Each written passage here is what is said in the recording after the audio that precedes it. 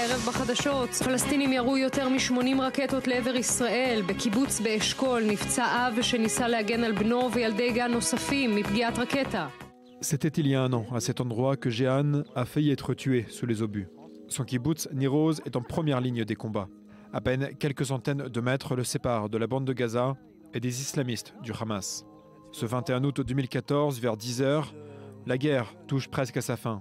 Suivant les recommandations de l'armée, les habitants des villages proches de la frontière rentrent chez eux. Jehan et son épouse profitent de ce qu'ils pensent être un moment d'accalmie pour fêter l'anniversaire de leur fils. Le premier mortier tombe, donc moi ma femme court, elle prend mon fils et rentre à l'intérieur. Et moi j'aide les gardiennes à entrer tous les enfants. Les mortiers continuent à tomber, les enfants crient, pleurent, c'est le chaos quoi.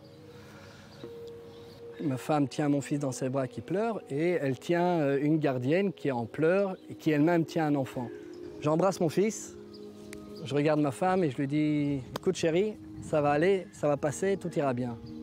À partir du moment où je dis ça, il y a un mortier qui tombe, vraiment juste là, c'était apparemment le 9e mortier, il tombe sur l'arbre et il y a un éclat, vraiment un petit morceau comme ça, qui est rentré dans la fenêtre qui était ouverte et qui m'a touché ici à l'arrière et qui est ressorti là et qui a terminé sa course à une quinzaine de centimètres de la tête de ma femme.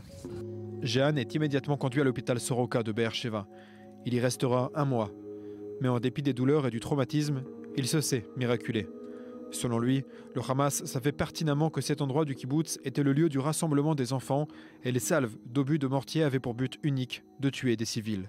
Pourquoi je vous dis ça? Parce que le lendemain, un kibbutz un peu plus loin, Nahal Oz, et il y a une famille qui n'a pas eu la chance que moi j'ai eue. Et le même scénario, une fenêtre un peu ouverte, et là, ils ont perdu leur enfant de 4 ans. Jehan a gardé une partie de l'obus qui a failli lui coûter la vie. Une manière pour lui de ne jamais oublier, mais surtout de se souvenir du coup de la guerre.